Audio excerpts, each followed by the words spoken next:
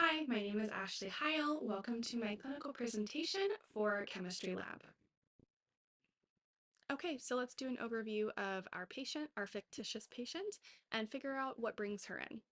So we have an Asian female who visits her primary care physician after slipping in the shower. She reported feeling dizzy prior to her fall. She's 55 years old, 5 foot 2 inches tall, and 110 pounds. Her blood pressure was 110 over 70 at the doctor's office. So that's what we know about her. In my lab, I was prompted to form a hypothesis of what possibly could be going on. So, based on the patient's history of feeling dizzy, slipping in the shower, along with her age, height, weight, and blood pressure, a possible hypothesis that I came up with was orthostatic hypotension. So, this can lead to dizziness, in some cases, fainting, especially in the shower, very dangerous.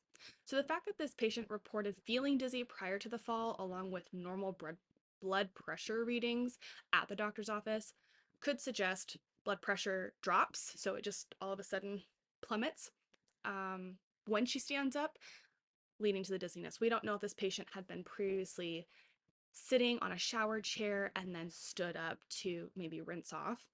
So, this is where our hypothesis comes into play. Okay, so as clinicians, we are going to run some tests to figure out what's going on with our patient. The first set of steps that we're going to do is check out the glucose that's in their body through urine samples and blood samples.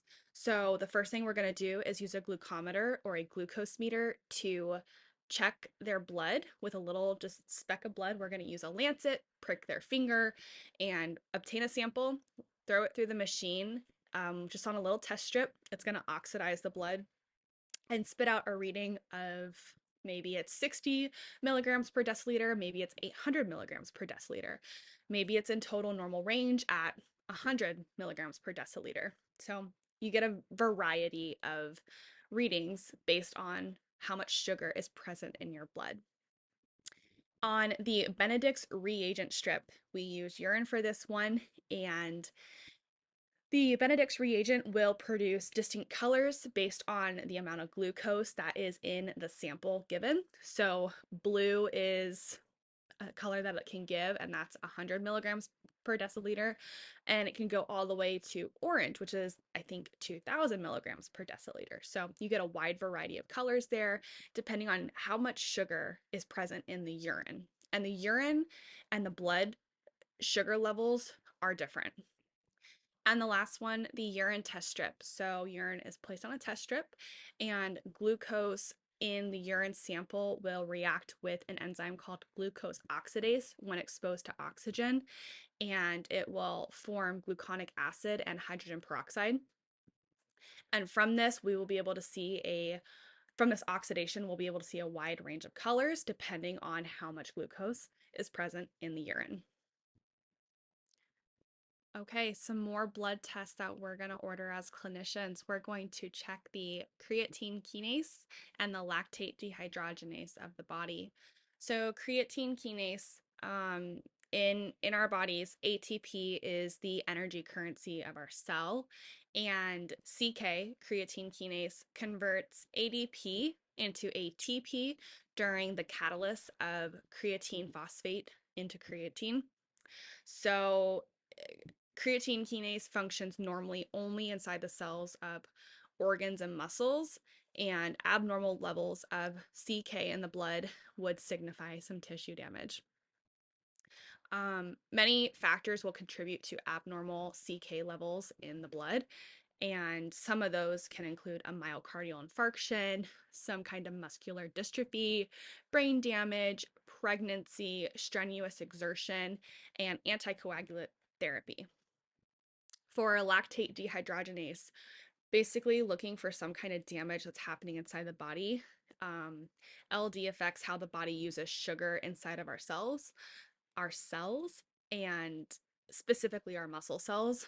Glycogen storage disease results from a deficiency of the lactate dehydrogenase enzyme. And this deficiency can cause muscle tissue to break down after strenuous exercise. So there's many factors that can contribute to abnormal lactate dehydrogenase in the blood.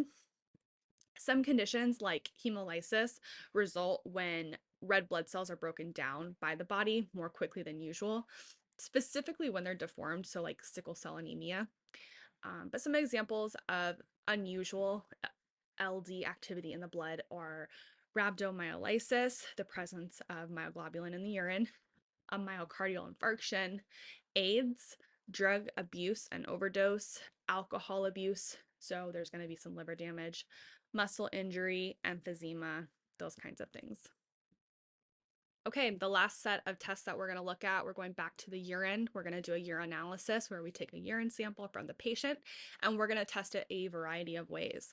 The first way is a protein test. So protein really shouldn't be found in the urine. It's a relatively large molecule that the kidneys should be taking care of if the kidneys are damaged. However, from renal disease or some type of physical trauma to the kidneys, you're going to see elevated levels of protein in the urine. This is called proteinuria. So for a protein test, a urine sample is boiled and examined for the formation of any kind of precipitate. If that precipitate forms, you're going to add acetic acid to the sample and you're going to boil it again. This time, you're going to look for a white precipitate. And depending on how prominent that white precipitate is, will tell you if there's a higher presence of protein in the blood or a lower presence of protein in the blood. But it's a really cool test to see the strength of proteins that can be found in the blood. Okay, the next one is the pH and specific gravity test strip. The pH scale is a measure of how acidic or basic the urine is. So a lower pH would be more acidic and a higher one more basic or alkalinic. Generally, we want to see a slightly more acidic urine between 5.0 and 6.0, but just know that the urine pH can range between 4.5 and 8.0, just kind of based on activity of the person, dietary intake, medicines. It's just a wide range. So the specific gravity of the urine is the measure of the ability of the kidney to concentrate and dilute your urine. You would see a higher value when your body's having a harder time diluting and a lower value when it's having a harder time concentrating. All right, the ketone and bilirubin strip test. So ketones are the product of fatty acid metabolism, and they're not normally found in the urine. Ketones are fully metabolized by the body, but they might be present in urine samples of people who have a low carb diet or don't have the ability to metabolize carbohydrates as a source of energy. For the bilirubin, when red blood cells are removed from circulation in the bloodstream, the hemoglobin from the cells are broken down, and bilirubin is produced as a waste product of this process. So for the Ehrlich's reagent test, urobilinogen is formed from the reduction of bilirubin, and only a small portion of urobilinogen formed is filtered out by the kidneys. So there's going to be some trace amounts in the urine. The test for urobilinogen involves adding Ehrlich's reagent to a urine sample and observing for a color change of the urine. The appearance of a pink color indicates an elevated concentration of urobilinogen in the sample. All right, so enough of all the chemistry talk. Let's talk about what's going on with our patient. So she went through all the tests. So she did the glucose meter and it came back, as you can see in the little table right over here. Blood glucose meter read at 60 milligrams per deciliter. And the normal range we want to see is between 80 and 100. So it's a little low, indicating hypoglycemia. The Benedict's reagent, you can see from this little chart down here, where it says blue on the first line. Anything less than 100 is good. So she tested fine for that. And then down, figuring this out, down here in that corner, wherever it's at, we can see that a negative glucose strip is this teal blue kind of color. And if we look back at our chart, we did test kind of green on our glucose chart. So maybe something's going on with her sugar here. Okay, for this one, the graphs would not let me include our linear slopes. Um, so I don't know how to include that information into this. However, by looking at the graphs, we can kind of see you're within some normal parameters for both of these. Um, Let me pull the information from Pivot real quick. Okay, so in Pivot, for my specific patient, it shows that her slope for creatine kinase is 56 and for lactate dehydrogenase 126. Excuse me, that's specific to the slope on the graph. But based on those values, it's within normal range. So not much to worry about there for her enzymes. Okay, and finally for her urinalysis, we can see that she was positive for proteins in the urine. Her specific gravity was 1.010. The pH was at 6, fine. The observation of the color, light to medium yellow. I'm sure most of what techs see for urinalysis is a light to a medium yellow color. We're all probably just a little bit dehydrated in that sense. There was no ions present in her urine. Her ketones came back at zero point 0.5 and bilirubin 17, and she was positive for the Ehrlich's test. Okay, so based on all of this information, my final diagnosis is hypoglycemia with underlying insulinoma. My first hypothesis was orthostatic hypotension. After testing her blood with the glucometer, she read at 60 milligrams per deciliter. That's hypoglycemia right there, as well as the Benedict's reagent test turning blue. So there's a reducing sugar level there. It further supports the hypothesis of hypoglycemia. We did the Ehrlich's reagent test, which indicated the presence of protein in the urine. So this test, along with her specific gravity and the pH, could suggest some kind of kidney involvement going on here. So considering this data, these findings, a possible diagnosis for this patient could be insulinoma. It's a tumor of the pancreas that produces an excessive amount of insulin, which can drop your blood sugar levels really fast. So hypoglycemia, which can lead to dizziness and falls, especially in the shower when there's the change in temperature, and your body's trying to maintain homeostasis. That can be really hard on the body. At her age, at her weight, it all just kind of piles on. The presence of proteins in the urine might also indicate some renal complications that are associated with a prolonged hypoglycemia in the body, meaning that the body's having a really hard time coping with these low blood sugar levels. But further testing would be needed just to make sure that we are covering all of our bases here. So that is that. All right, so wrapping up here with a treatment plan for our little patient. We've got surgery to, of course, remove that tumor.